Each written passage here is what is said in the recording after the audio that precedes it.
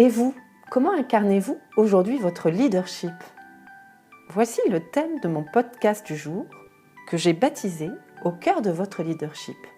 Je suis Anne Texoro, coach professionnel, et dans mon podcast Le Passage, je suis heureuse de vous partager mes réflexions autour de différentes thématiques liées à la sagesse et au business.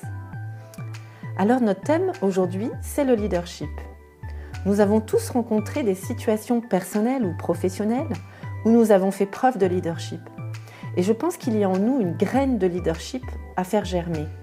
Pour certains, c'est déjà là, pour d'autres, en émergence. Dans ce podcast, nous allons découvrir ensemble 3 cas concrets de personnes témoignant de leur propre leadership. Peut-être y verrez-vous des résonances avec vous-même. Puis, dans un second temps, je vous proposerai 7 pistes ou chemins pour devenir leader. Avant de démarrer, j'éclaire 2 points. Je vous fais une parenthèse car je vais souvent m'exprimer avec le genre masculin en parlant du leader ou du manager, mais c'est évidemment valable également pour la leader ou la manager. C'est juste par souci de faciliter le langage afin de ne pas répéter. Le deuxième point, je vous invite aussi à vous munir d'un petit carnet où vous pourrez non seulement noter quelques idées qui vous viendraient au fil du podcast, et puis également au cours et au fil de l'eau, nous ferons des petits temps de pause pour vous imprégner des questions que je vous propose. Allez, c'est parti. Au cœur de votre leadership. Pour éclairer mon propos, donc je vous propose quelques exemples très concrets que j'ai pu observer ici et là. Le premier exemple concerne une femme de chambre dans le secteur de l'hôtellerie-restauration qui va poser une attention particulière pour enchanter votre parcours en tant que client. C'est cette même personne qui, quand vous la croisez dans le couloir de l'hôtel, va non seulement vous saluer chaleureusement en souriant, mais qui va aussi s'intéresser à la nuit que vous avez passée, à votre confort dans la chambre. En ce sens, elle incarne la dimension relation et attention du leadership. J'ai envie de vous demander maintenant d'imaginer quel est le manager de cette femme de chambre. Se pourrait-il que son responsable n'hésite pas à l'encourager, lui donner de la confiance, de l'optimisme, et qu'ils échangent régulièrement ensemble ? Prenons un deuxième cas de figure qui incarne également à sa façon le leadership. C'est peut-être l'ouvrier artisan qui, spontanément, va prêter main forte à ses collègues en trouvant une solution manuelle innovante pour faciliter la tâche, l'opération. Celui-ci incarne la dimension invention du leadership. À nouveau, imaginons ensemble le profil de son manager. Se pourrait-il que celui-ci n'hésite pas à solliciter son ouvrier sur sa capacité créative, sur ses trucs et astuces du métier ou encore ses tours de main professionnels. Continuons ensemble la découverte du leadership avec un troisième exemple. Un collaborateur qui est à la fois charismatique et magnétique dans ses relations, dans sa façon de partager aisément ses idées, ou encore dans la manière de s'intéresser aux autres avec une belle curiosité. Il sait créer une image enthousiasmante du futur. Ce collaborateur incarne la dimension vision du leadership. Se pourrait-il que ce collaborateur soit accompagné d'un manager qui le sollicite très souvent sur sa manière de voir le monde, les choses, sur ses idées ou encore sur ses conseils ? Peut-être vous demandez-vous quel est le dénominateur commun entre ces 3 personnes ? Eh bien, je pense que le dénominateur commun est la conscience. Toutes les 3 incarnent pleinement ce qu'elles sont dans ce qu'elles font. Si l'on regarde de plus près, il y a quelque chose d'ouvert. Leur cœur est grand ouvert. Ces personnes ont une attention particulière, naturellement et profondément tournée vers l'autre. Ces personnes agissent en conscience, dans l'ici et maintenant, en pleine présence. Et par ailleurs, elles sont soucieuses du bien-être de l'autre. Vous comprenez dorénavant toute l'importance du leadership.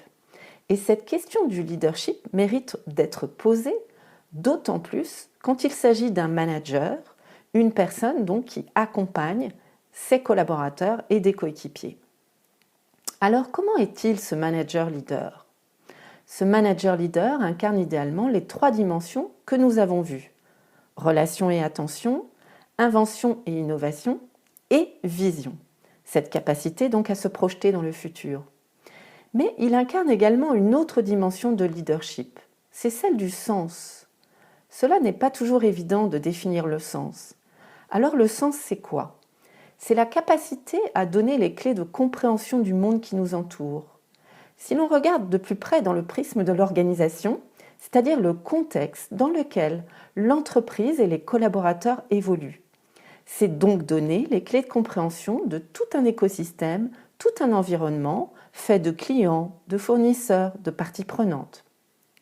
Et bien sûr, comme l'entreprise est mouvement, c'est un système vivant. Cette notion de sens devient encore plus importante en période de fort changement ou de turbulence. Elle nécessite donc d'être éclairée constamment. Nous l'avons tous expérimenté par la crise de la Covid-19, qui est venue effectivement nous secouer fortement et qui nous a questionnés sur le sens de nos actions, de nos métiers ou encore de notre contribution au monde. Et pour les managers, c'est un vrai challenge, le fait d'éclairer cette question du sens. C'est d'autant plus un exercice périlleux parce que c'est un paradoxe, car il s'agit de donner du sens au non-sens. Je m'explique, cette crise que nous vivons ne fait pas sens. Je ne vais pas développer davantage ce point, car d'abord il est complexe, mais je me propose d'y réfléchir et peut-être ça me donnera l'occasion d'un prochain podcast. Donc j'ai plutôt envie de revenir ici, de vous proposer à revenir ensemble à la notion et au concept de leadership. La bonne nouvelle, vous savez quoi ? C'est que chacun peut donc développer son propre leadership. Rappelez-vous mes 3 exemples au début de l'audio. Et développer son leadership tant dans sa vie personnelle que dans sa vie professionnelle. Et d'ailleurs, nous avons tous fait preuve de leadership dans une situation de la vie. Je vous invite à vous rappeler maintenant une situation où vous avez fait preuve de leadership et de prendre le temps de la noter dans votre carnet. Ce qu'il faut comprendre, c'est que le concept de leadership n'est donc pas réservé à une position ou à un statut social. Le leadership existe à tous les niveaux de l'entreprise, de l'ouvrier au patron. Je ne peux pas m'empêcher de penser à celui qui défend le mieux cette idée de leadership, c'est M. Jean-François Zobrist, ex-patron de l'entreprise Favi. Mais être leader aujourd'hui, qu'est-ce que ça signifie ? Je pense que nous rentrons dans une ère nouvelle en quête de leaders plus sincères, plus authentiques, à la fois conscient et inspiré, et inspirant également. Pour cela, ce leader incarne pleinement son « je suis » dans toutes ses dimensions et tout son potentiel. Et donc cette personne épouse toute sa signature, toute sa palette de couleurs et son unicité. Peut-être posez-vous la question, comment incarner ce leadership sincère, authentique, conscient et inspiré ? Cela pose les présupposés suivants, comme comment passer de la méfiance à la confiance, comment passer du contrôle au lâcher-prise, comment passer de l'hyperactivité à la sobriété, ou encore de la vitesse à la conscience du présent. Avant tout, il y a selon moi quelque chose de fondamental. Devenir leader nécessite d'investir du temps pour soi. C'est investir du temps dans votre propre développement personnel. Et je vais vous proposer quelques pistes, 7 pistes qui vous permettent de commencer à vous mettre en chemin vers ce nouveau leadership. Je ferai une petite pause à chaque piste pour vous inviter à écrire la question ou encore les idées, les réflexions qui vous viennent. Et je vous invite aussi à faire des pauses directement sur le podcast et puis reprendre le chemin par la suite si nécessaire. Première piste. Ne pas imiter quelqu'un, même si parfois on a des modèles où on se construit à partir de mentors. Donc la première chose, c'est être vous-même. Et ça demande du courage. J'ai envie de vous dire, ayez le courage d'être vous-même. Et pour cela, il faut réaliser un vrai travail en profondeur, un travail d'introspection pour se réapproprier sa propre histoire, pour donner du sens à la fois dans son vécu, apprendre de ses expériences transformatrices, à la fois dans les réussites tout comme dans les échecs. C'est donc quelqu'un qui est prêt à réapprendre, à épouser sa part d'humanité, c'est-à-dire sa vulnérabilité, sa fragilité et toute son authenticité, qui en soi sont les bases des rapports humains. Il ose montrer son être profond, je pourrais dire son essence, et pas, vous savez, incarner le rôle attendu que l'on appelle le masque social. Très souvent, ce masque nous met dans des cases et nous fait jouer des rôles qui nous empêchent d'être pleinement nous-mêmes. Donc, le leader ne se cache pas derrière une carapace qui semble solide, mais finalement peu réelle. Il y a quelque chose de l'ordre de l'humilité chez lui, qui n'est pas l'expert de tout, mais bien le coordinateur de tous les talents autour de lui. Donc, première piste, le leader ose être pleinement lui-même. Aussi, posez-vous la question, suis-je pleinement moi-même ou est-ce que je joue un ou des rôles ? Voilà la première question. Prenez quelques instants pour y réfléchir. Suis-je pleinement moi-même ou est-ce que je joue un ou des rôles ?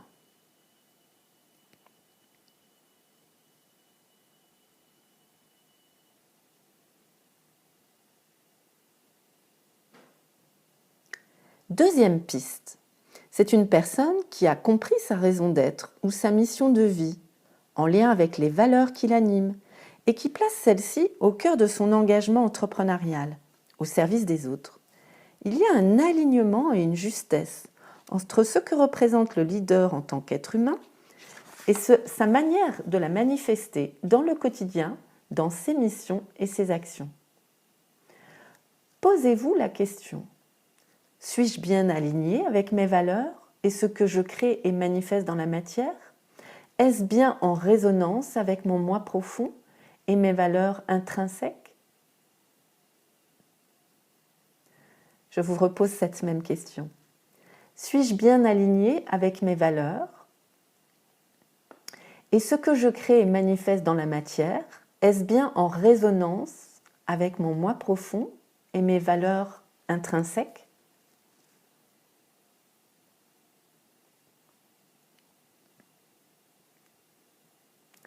Troisième piste.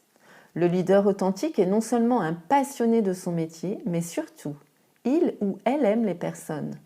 Il n'est pas dans une relation en surface, mais bien dans une relation en profondeur. Par conséquent, il est guidé avec le cœur. Il n'y a plus d'histoire d'ego dans ce leadership authentique.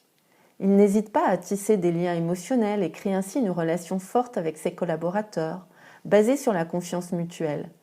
Il sait prendre le pouls émotionnel de ses coéquipiers par une écoute sincère et profonde. En ce sens, il se connecte véritablement aux autres. Il n'est pas dans un jeu de jugement, d'interprétation ou encore d'opinion, mais bien ouvert au point de vue différent du sien et donc au point de vue de l'autre. Il sait parler avec émotion, en toute transparence et sans vernis superficiel. Ses mots sonnent et résonnent avec justesse pour les collaborateurs autour de lui. Ainsi, cette posture de leader vise à renforcer la relation et non pas à chercher à remporter le débat et à chercher à tout prix l'adhésion.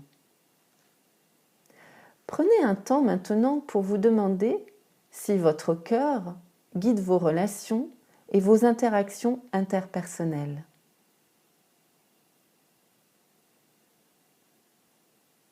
Je vous repose la question. Prenez un temps pour vous demander si votre cœur guide vos relations et vos interactions interpersonnelles.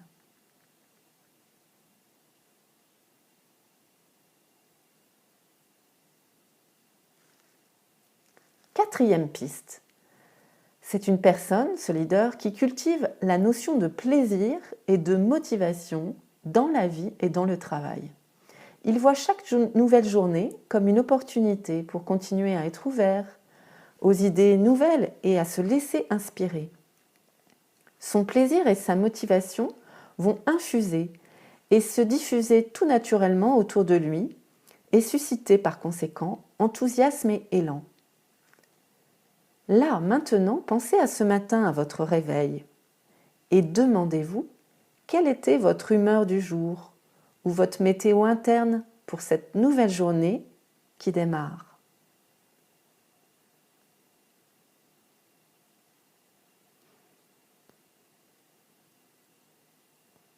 Demandez-vous quelle était votre humeur du jour ou votre météo interne pour cette nouvelle journée qui démarre. Prenez un petit temps pour y réfléchir.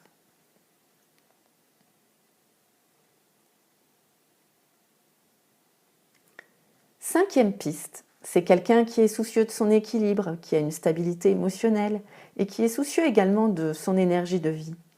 C'est quelqu'un qui n'est pas boulimique du travail, mais qui recherche plutôt l'harmonie dans toutes les sphères de sa vie, famille, amis, travail, afin d'incarner la personne qui il est dans chacun de ces espaces.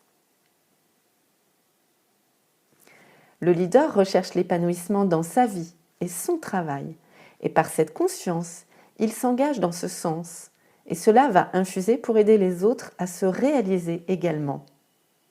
Ou encore, ce leader peut s'inscrire pour une cause sociale, ou chercher à changer et agir dans le monde. À sa façon, un peu comme le petit colibri, vous savez, ce petit oiseau, cher au philosophe agriculteur Pierre Rabhi. Je vous invite à lire ou relire ce conte, Le Colibri. Et maintenant, je vous pose cette question. Comment arrivez-vous ou équilibrez-vous les différentes sphères qui constituent votre vie? Comment équilibrez-vous les différentes sphères qui constituent votre vie?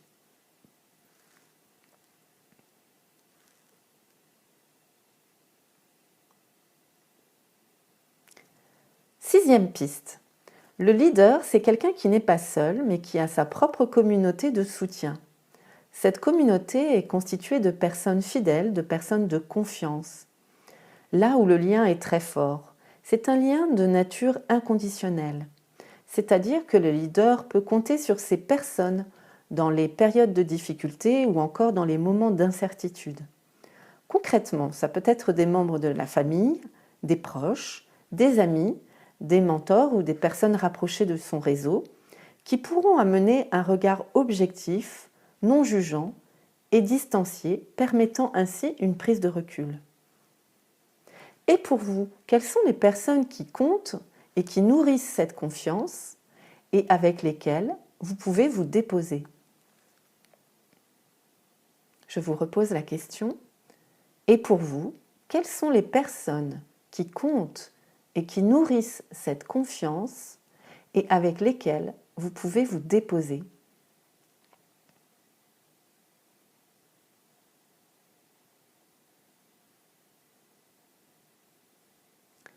Nous voilà arrivés à la 7e piste possible pour développer votre leadership. Le leader a le souci de développer le leadership chez les autres, chez ses propres collaborateurs. Il ne se positionne pas comme sachant, mais plutôt comme un coordinateur, un découvreur, un inspirateur, quelqu'un qui va à la fois partager ses idées, mais surtout inspirer les autres par son questionnement, par sa curiosité, par son écoute et sa bienveillance. Il sait mobiliser les autres. Il est source d'inspiration en laissant la liberté aux autres et il leur donne les moyens de progresser, d'apprendre, de se corriger, dans certaines organisations, même de s'auto-diriger, dans le cadre par exemple d'équipes autonomes. Par cette forme de leadership, il engage tout naturellement et mobilise les équipes et par conséquent, il crée des boucles vertueuses vers plus de performance. Posez-vous la question suivante. Comment votre propre leadership influence ou peut influencer les personnes autour de vous? Je vous repose la question pour que vous puissiez l'intégrer. Comment votre propre leadership influence ou peut influencer les personnes autour de vous?